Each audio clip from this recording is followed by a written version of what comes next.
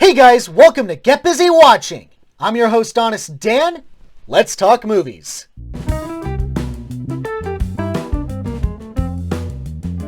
In commemoration of the upcoming crossover brawl, Godzilla vs. Kong, I'm taking a look back on the franchise that's leading up to it. I already got my review out for Godzilla.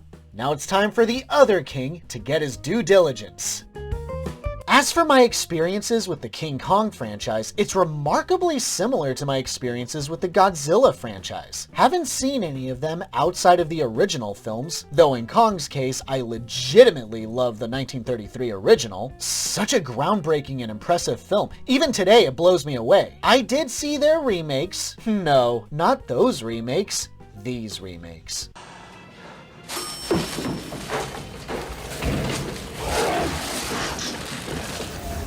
Wrong floor.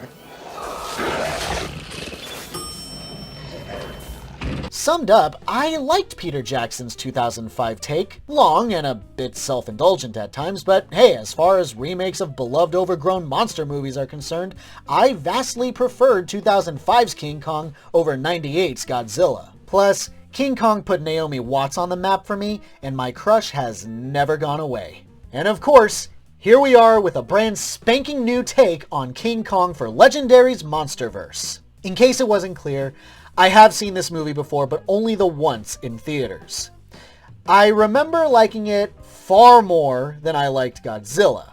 I remember a ton of great action, but more importantly, I remember a lot of King Kong. Let's see if it still holds up. This is my honest opinion of Kong Skull Island.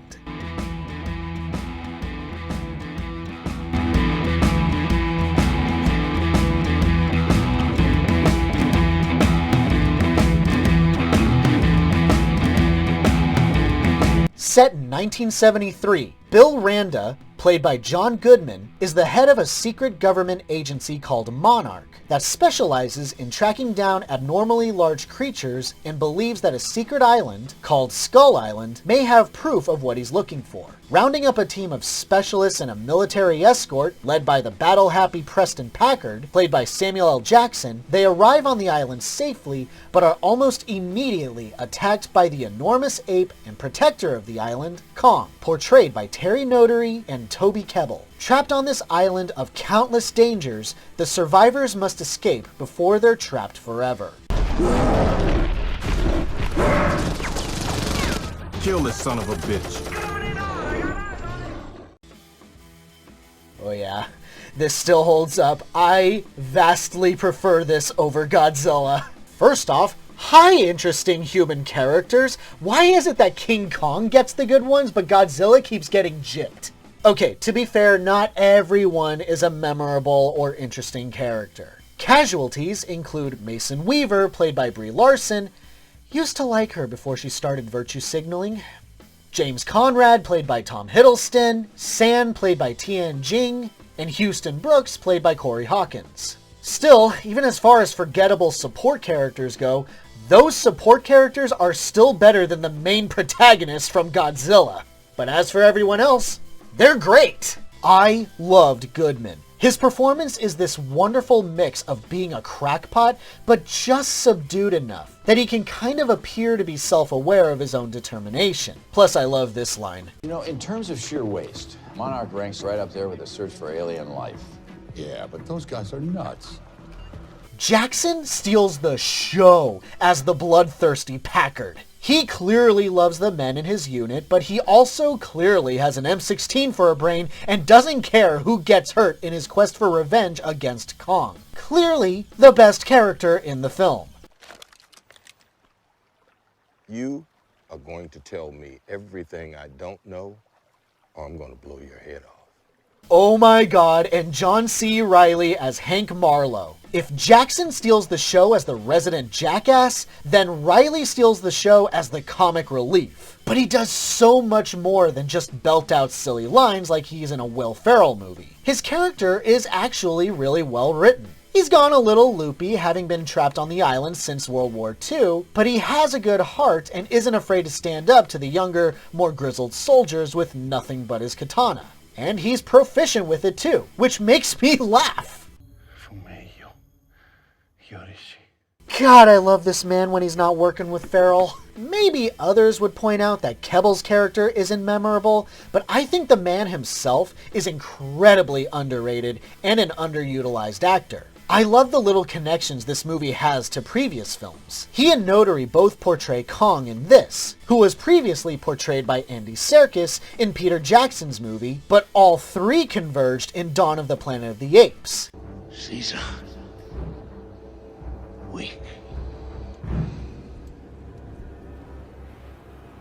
Koba. Weaker. Oh, and Kebbell and Notary also worked on the Warcraft movie. Shit, now I have reason to go and rewatch that. Maybe that's why the two men were entrusted to bring Kong to life in this one. Actually, if I remember correctly, Kebbell went on record to say that he actually just kind of stepped in to do some facial work, but Kong's portrayal was mostly done by Notary. Still, whenever I see either guy on screen, I get a little giddy. And it's nice to come back to this one and see what they were able to accomplish together. But let's get to the big guy himself, Kong. We get a lot of them.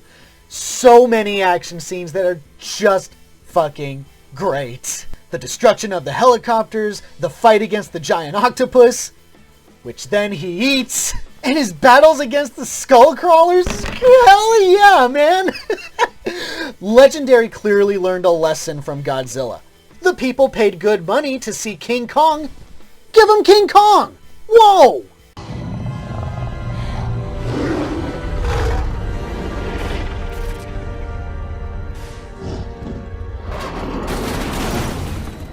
And oh my god, how is this movie rated PG-13?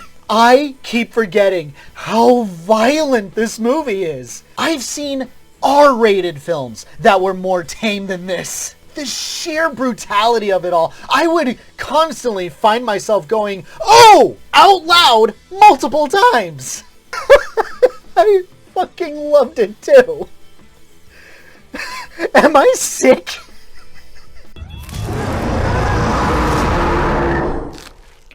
And I'm going to close out the positives by pointing out that this has two actors from The Good Place. This movie has both Mark Evan Jackson and Eugene Cordero. The moment I saw them both, I'm just like, oh, okay, so I'm just going to love this movie more now, huh?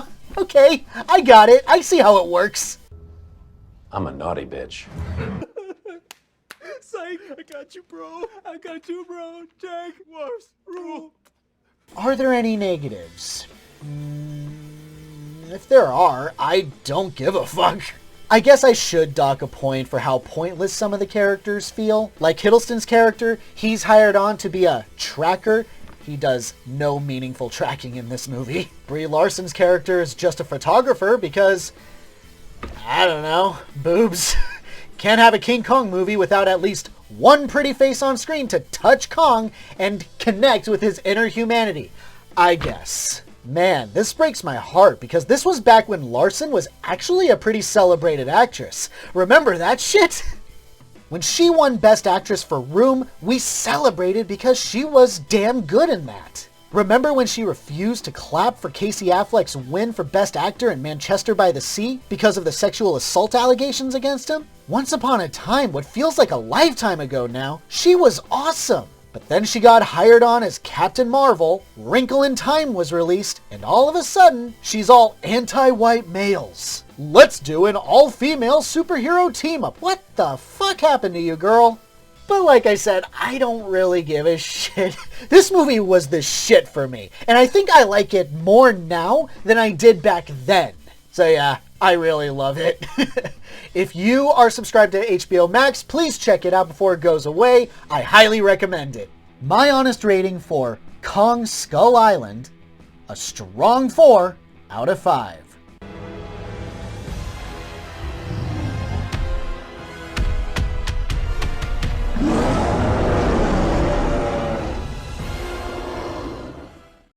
Thanks so much for watching, you guys. I really appreciate it.